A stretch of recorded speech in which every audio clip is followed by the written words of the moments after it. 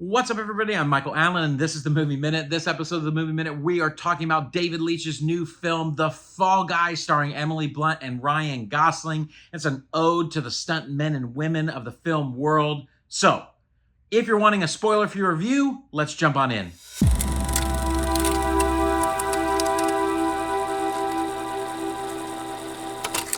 The first thing I thought about when I saw the trailer for this movie was, in second grade, I told my entire class that my dad was a stuntman.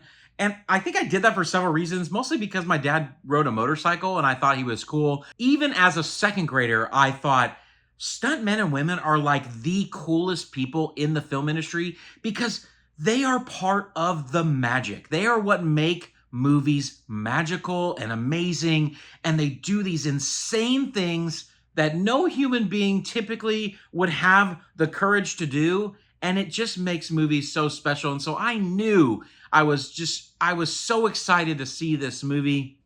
It's like, how many of us have done stunts as kids in our backyard? Like, how many times have we fallen out of giant trees, jumping, doing flips into pools?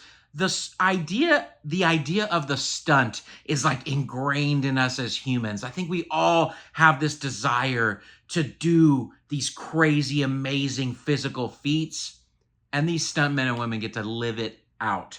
The film is about Colt, played by Ryan Gosling, who is the stunt double for the biggest action star in the world, played by Aaron Taylor Johnson, and he basically is falling in love with Emily Blunt, who's a camera operator on set. And so this is really, truly an amazing ode to the filmmaker. I'm a filmmaker, and it opened up, and they're on set, they're making movies, and that's what I love to do. And so I already was just smiling as this movie opened.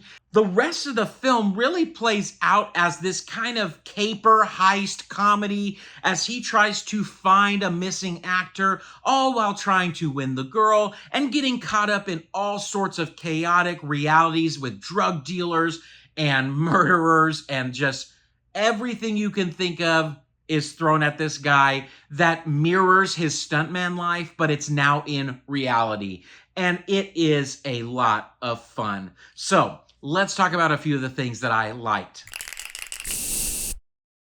Ryan and Emily, I don't know how much improv they did, but it was so well done. They bounce off each other really well. They have a lot of scenes together that show their wit and their comedic timing, and I loved every minute of that. Obviously, the stunts are absolutely incredible in this film. It is truly an homage to all the men and women that do amazing things in this industry to make these movies special. Another thing that really shined in this movie was the soundtrack and the use of music.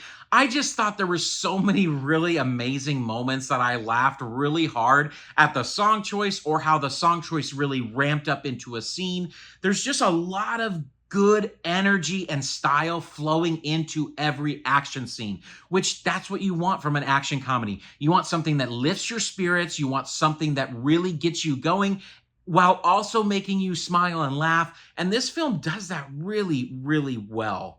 The supporting cast is just incredible in this film, and Winston Duke plays a stunt coordinator in this film, and he shares a lot of screen time with Ryan Gosling, and he is amazing at just his comedic timing, his dramatic delivery. He just has so many fun moments that I laughed out loud, and I just really loved his ability to shine on screen during his scenes. He really owned it in a really great way. So let's talk about a couple of things that I didn't like.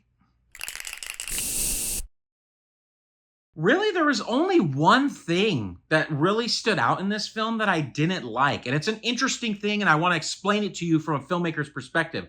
So when you are writing a screenplay, there are certain elements that you have to use to make a good screenplay. So you're writing character arcs, you're writing plot, you're writing themes into your script. So while you're writing dialogue, expositional dialogue that tells the audience what's going on in a story, a lot of scenes tended to stretch a little bit past their comedic value in this film.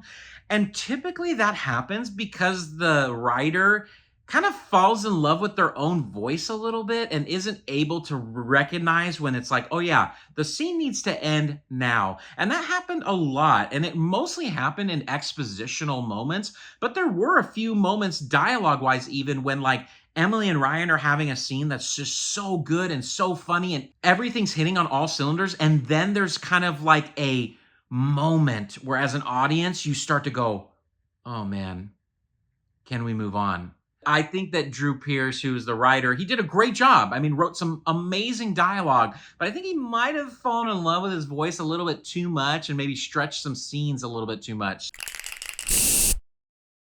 When you're talking about an action comedy, you don't need something that is totally brilliant that blows you away from a story standpoint, because what's really shining is the characters and really their comedic timing and their emotional arcs all weave together. And Drew Pearce did a really good job, and Leitch did a really good job of like elevating that aspect of this film. And so from an entertainment standpoint, I was extremely entertained. This is absolutely a 9 out of 10 for me for entertainment. From a critic's rating, this film does a lot of things really well. The action sequences are amazing. The music is amazing. The pace is really good overall. Other than the writing little issue with the scenes, all of that stuff is good. So I'd give this film an 8 out of 10. So averaged out an 8.5 out of 10 for me for Fall Guy. This is already in my book one that I will rewatch often. I'm so excited to watch this with my wife.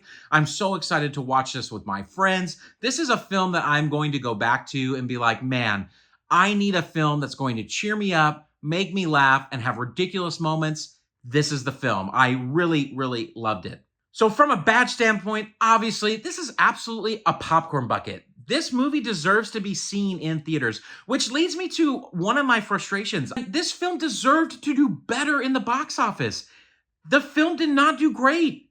We're clamoring and complaining and whining about wanting to see original content, and then they make an original film with amazing actors, and people don't show up. I just can't believe it. It makes me really, really sad that this film underperformed in the box office this weekend. So please, please, please, please, go to the theater and see this movie. It is so enjoyable. This is the second movie of the year, second to Dune 2 Part 2, that I think everybody can enjoy. You will laugh, cry. There's just so many good things that happen in this movie, and it's worthy of a watch. If you like this video, please like and subscribe. Would love to have you on this journey with me. And until next time, everybody, peace out.